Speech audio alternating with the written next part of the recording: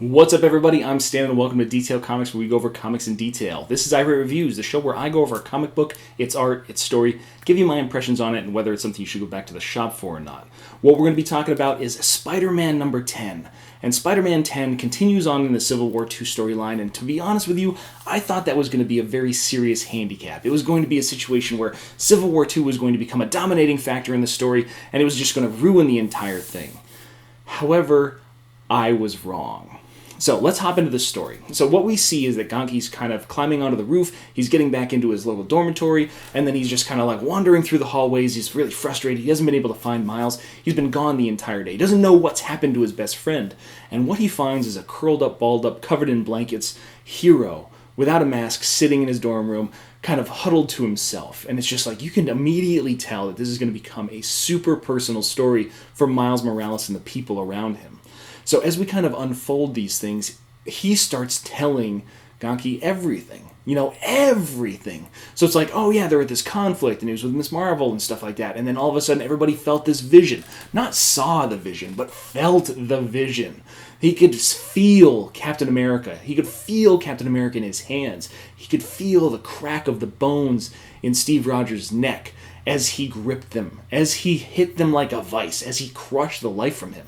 And Ganke's just like, hey man, did you actually kill Captain America? And he's just like, no man, I would kill myself before that ever happened, which is just another redeeming quality of Miles Morales. But the fact that Steve Rogers felt the exact same thing that Miles Morales felt was huge because it had such a giant impact on him. But what we run into is that wasn't quite enough for Miles. He had to go and he had to prove to himself that this wasn't going to happen. And that's where we open up into the Civil War II issue number 7.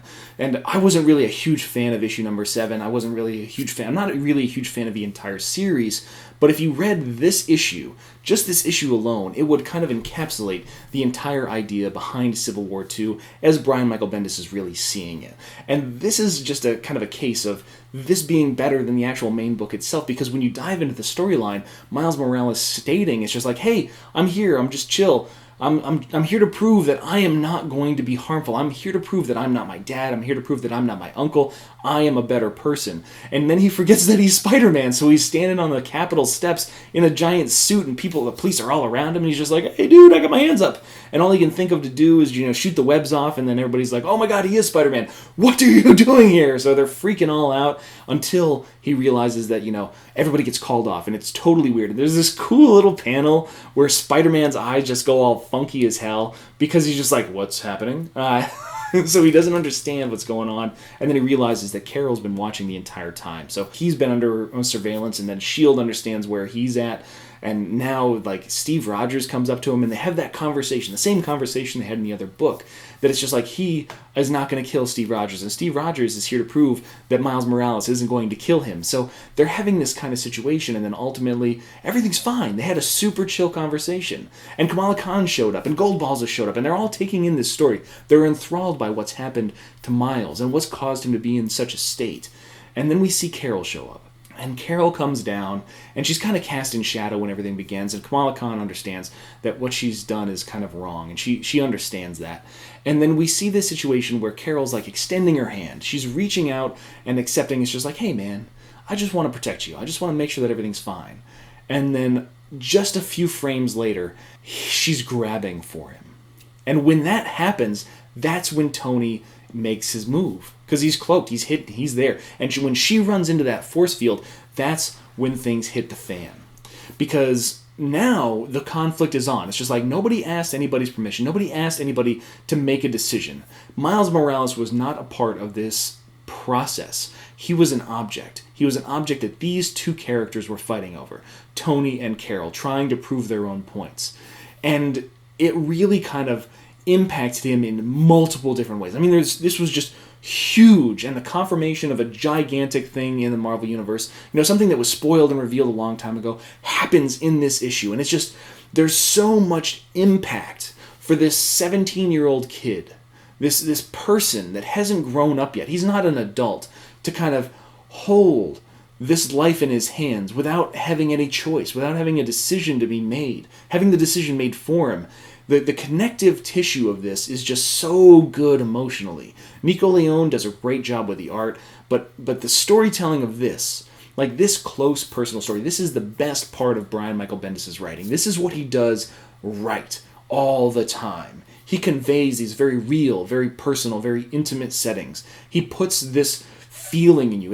It's easily the best Spider-Man book of the year as far as the issues are concerned. 1 through 10, this is it. This is tops. And that's why I'm so impassioned about it, because this is a story that could have gone anywhere. You could have had anytime you told this story, it would have had that same kind of gravitas, that same kind of impact, that same kind of relationship that would have happened with these characters. This is the growth moment. This is an unfortunate and forced growth moment, but this is a growth moment for Miles Morales as a character. So it would have had impact anywhere. You could have substituted his dad, you could have substituted anybody that was a friend or family member or somebody else that was personal to Miles Morales that would have kind of evoked this emotional reaction. This did not have to be a part of Civil War II, which is what makes it great. The fact that it can be completely independent of the story and just happen to tie in, just happen to be occurring during that situation, just gives you the idea of the strength of this actual kind of portrayal, the revelation that comes to Miles Morales. And we're going to see a little bit more of that conclusion in issue number 11, but overall, Spider-Man number 10 is easily the best book that's come out this week, and it's probably one of the best books that I've read in quite a bit, simply because of how connected it feels to me. I was really kind of skeptical going into this one because it's tied into Civil War II, regardless of the tie-in that it is part of. Regardless of the event that it's a part of, this is a standout story anytime, and I have to admit that wholeheartedly.